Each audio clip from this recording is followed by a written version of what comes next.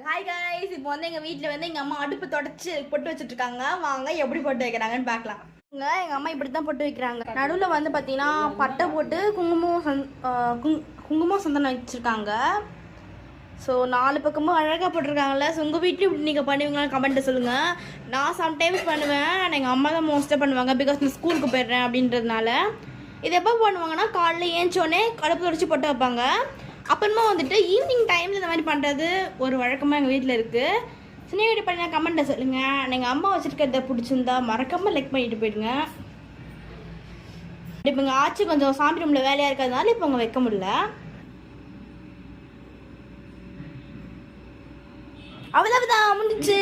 Like பண்ணிக்கோங்க. Bye bye சொல்லிட்டு எங்கள் அம்மா அழுப்ப இங்கே வைக்கணுமா. ஸோ இந்த பக்கம் வச்சுட்டாங்க, இந்த பக்கம் வச்சுட்டாங்க.